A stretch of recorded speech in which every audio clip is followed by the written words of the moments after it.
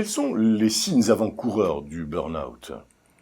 Eh bien, si il y a encore beaucoup de questions qui se posent sur le burn-out, en fait, les spécialistes s'accordent à reconnaître que le burn-out est l'étape ultime du processus de stress. C'est-à-dire le stress qui au départ peut être bon puisqu'il vous dynamise, il vous donne du ressort, il vous donne envie de faire face aux challenges que vous rencontrez, progressivement se chronicisant, en devenant important, aboutit à ce qu'on appelle l'hyperstress, c'est-à-dire un niveau de stress extrêmement élevé avec toutes les conséquences au niveau aussi bien biologique, avec les hormones qui circulent, l'adrénaline, le cortisol, la stimulation du cerveau émotionnel, du cerveau limbique, enfin toutes les connaissances scientifiques sur le stress montrent qu'au bout d'un certain temps, l'organisme est en état élevé de stress. Donc tous les signaux d'un niveau de stress trop élevé et permanent doivent être considérés comme pouvant évoluer vers le burn-out. Et ces signaux, en fait, sont dans 4 grands domaines.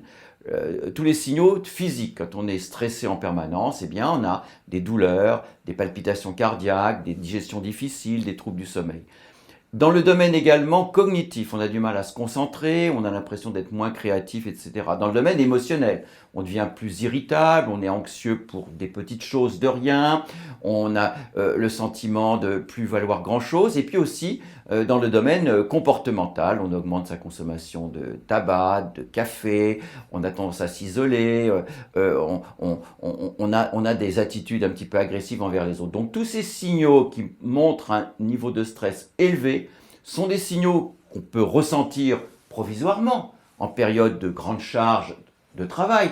Mais si ça se chronicise pendant des semaines, voire des mois, eh bien le burn-out risque d'apparaître. Donc ces signaux sont importants parce qu'ils indiquent d'une certaine façon que la machine, c'est-à-dire l'organisme, est en surchauffe et donc il faut faire quelque chose parce qu'il est encore temps de faire quelque chose. D'où l'importance de la question de la prévention qui me semble fondamentale. C'est la vraie question.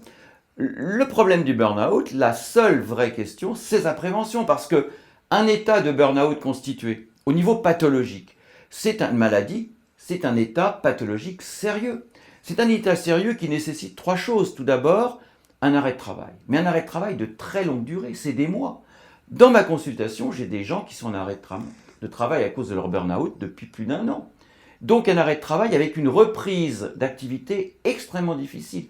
Les médecins du travail savent qu'un retour au travail d'une personne qui a fait un burn-out est extrêmement difficile.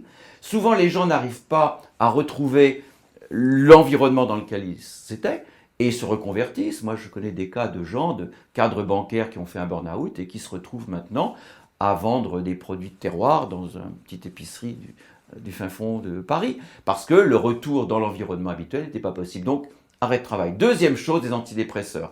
Ce qui est un argument de plus pour penser que le burn-out est peut-être une forme particulière de dépression. Les antidépresseurs marchent bien, à dose correcte, et pendant des mois et des mois. Et la troisième chose, une psychothérapie de reconstruction émotionnelle, puisque le burn-out est en fait la brûlure de tout l'intérieur psychologique et surtout émotionnel des gens. Et ce sont surtout les psychothérapies cognitivo-comportementales plus que psychodynamiques qui sont conseillées dans ce cas-là. Donc on voit que nous avons affaire à une pathologie grave quand c'est un burn-out constitué et que évidemment toutes les actions, toute la démarche doit être orientée vers la prévention du burn-out.